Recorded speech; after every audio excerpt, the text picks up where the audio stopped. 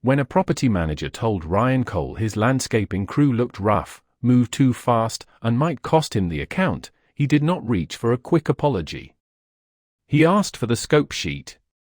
That sounds like a tiny decision, but it was sitting on top of real danger: $28,000 a month in recurring revenue, 8 hourly workers waiting on Friday paychecks, and a company that had nearly run out of cash once before. Stay with me, because this is not just a complaint story.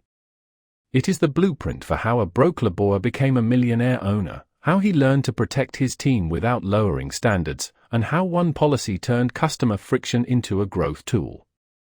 Ryan started in 2008 with $1,800 in savings, a single-cab Chevy with 240,000 miles, and a used mower he bought from a closing nursery. He was 23, living in a duplex with 2 roommates, and cutting grass after working warehouse shifts at night. His first customers came from handwritten flyers, church bulletin boards, and walking neighborhoods on Saturdays with a fuel can in one hand and a rake in the other. Glamorous? Not even close. But he learned the first rule of blue-collar wealth early: boring work compounds when the customer gets the same result every time. Slow money beats loud money. The early wins were not dramatic. They were disciplined. Ryan stopped chasing every lead in the city and stacked work inside a tight 15-minute drive zone. He gave simple quotes on the spot, billed the same day, and tracked labor minutes with a free app long before small operators treated data seriously. Why did that matter? Because he learned which yards made money and which ones only kept him busy. By 2012, he had 3 crews, a tiny shop, and enough confidence to chase commercial sites. He won a dentist office, then a bank branch, then a 6-building medical park. Revenue crossed $900,000, and for the first time, Ryan thought speed alone could solve everything. That belief nearly buried him. In 2021, after a rainy spring and a labor shortage, he signed 11 apartment properties on flat monthly pricing that looked great on paper and awful in the field. The grass exploded, cleanup visits multiplied, and every small extra became unpaid work. At the same time, fuel jumped, overtime crept in, and a new sales partner pushed volume without margin discipline. Then came the damage cluster: a cracked irrigation manifold, 2 scarred garage doors from flying rock, and a trailer swing that shattered a glass entry panel. Ryan's insurer covered part of it, but deductibles and cash delays chewed through the bank account. One Friday, payroll and vendor drafts hit within hours of each other. After everything cleared, the operating account held $6,412. His weekly payroll was just over $11,000. The bank line was maxed. A property manager from his biggest retail center called while he was staring at that number. She said residents had complained that his crew looked dirty, skipped corners, and finished suspiciously fast. Sound familiar? How many owners would have instantly blamed the foreman just to calm the client? Ryan almost did. Instead, he drove to the site, asked the manager to walk him through the concerns, and kept his crew names out of the conversation.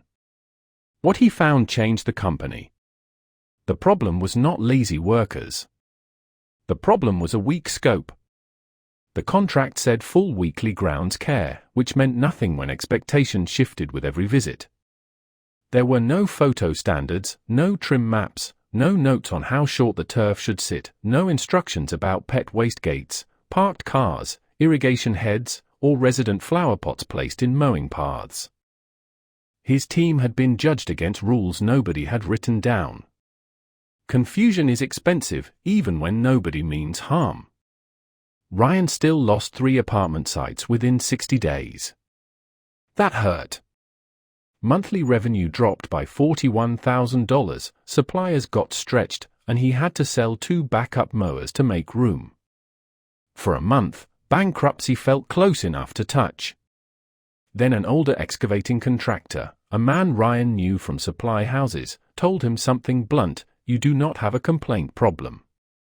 You have a clarity and pricing problem. That became the turning point. First, Ryan rebuilt pricing. Small residential work moved to per-visit billing with a firm minimum charge, rain recovery fees, and no invisible freebies. Large commercial clients stayed on monthly plans only if the scope was detailed, site conditions were stable, and there was a written clause for overgrowth, debris, storm cleanup, and seasonal resets. Would that create more friction in sales? A little. But it also stopped the silent bleeding that destroys contractors who are busy and broke. He refused any account that could not hit target gross margin after travel, fuel, admin time, and callbacks. Second, he changed crew pay without touching base wages. Each worker had a guaranteed hourly rate, then earned a weekly production bonus tied to route efficiency, return visits, and inspection scores. Not speed alone. Quality had a seat at the table. Repeated damage incidents did not erase hourly pay, but they did reduce bonus dollars after coaching and documentation. That mattered legally and culturally. Why punish a good technician's rent money for a single honest mistake? But why let careless behavior slide forever? Ryan built a middle ground, and good workers stayed. Third, he systemized the field. Every property got a scope card with photos, cut height, trouble spots, gate codes, preferred cleanup notes, and the one detail that irritates that client most. Every mower, trimmer, blower, and trailer received an asset code showing purchase month and assigned truck. Replacement was scheduled by use hours, not by hope.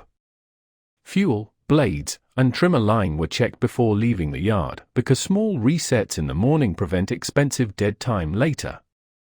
If damage happened, the crew had 15 minutes to send photos, notes, and location pins. No hiding it. No arguing over memory at 8 p.m. Fourth, he fixed sales and marketing. Ryan had been buying leads and praying. Maria, the operations manager he hired during the recovery, pushed him to film real jobs, narrate estimates on camera, and turn common client objections into local short-form ads. One clip titled "Why Your Cheap Lawn Bid Becomes an Expensive Problem" brought in 3 commercial estimates in a week. Another video showing a cleanup checklist helped close 2 HOA renewals. What changed? Prospects saw systems, not promises. Problem clients no longer drained every ounce of energy, their objections became content. By 2024, the business looked nothing like the version that almost collapsed. Ryan had cut the bottom 15% of accounts, raised the company minimum to $65 per stop, added irrigation service and seasonal enhancement crews, and trained team leads to run site inspections before clients complained. Revenue climbed past $3.8 million with an 18% operating margin. A year later, after another round of route tightening and commercial renewals, a regional facility group bought a majority stake at an $11 million valuation. Ryan did not get rich from one heroic week. He got rich by making ordinary work measurable. One more shift mattered, and most owners miss it. Ryan stopped treating every paying client as a blessing. He ranked accounts by margin, travel drag, crew stress, and complaint frequency. If a site demanded premium attention while paying discount rates, it either got repriced or released. That single filter freed route density, reduced callbacks, and made space for better contracts. Do you know which customers make your team stronger, and which ones quietly train your company to tolerate chaos? The Millionaire leap was not adding more stops. It was removing the wrong ones before they poisoned culture, schedule, and cash flow. So what should a blue-collar owner take from this? Start here. Takeaway number 1, never sell out your crew to buy 5 minutes of customer peace. Investigate first, then correct facts, then coach privately. Takeaway number 2, if the scope is vague, the complaint is already on the calendar. Write service standards with photos, not just words. Takeaway number 3, pricing has to cover real conditions, not your optimism. Minimum charges, overgrowth clauses, and margin targets are survival tools, not greed. Takeaway number 4, base pay protects trust, bonus pay can drive performance when quality, safety, and damage control are built in. Takeaway number 5, cash flow is not an accounting topic. It is a leadership topic. Track payroll timing, deductible exposure, slow paying clients, and equipment replacement before they force desperate decisions. If you are running a truck, a crew, or both, ask yourself this: are you building a company, or are you just surviving inside one? And if a loud client called today, would your systems defend your people, or expose them? If this story helped you think bigger and operate sharper, like the video and subscribe to Work Boots to Wealth. We break down blue-collar businesses, real numbers, hard lessons, and the decisions that turned work boots into ownership. Ryan's comeback was not magic. It was structure, pricing discipline, documented expectations, and the courage to lead calmly when money was tight and emotions were loud. Protect the standard, and the money usually follows. That is how a man with an old truck built Millionaire leverage from grass, fuel, labor, and better judgment.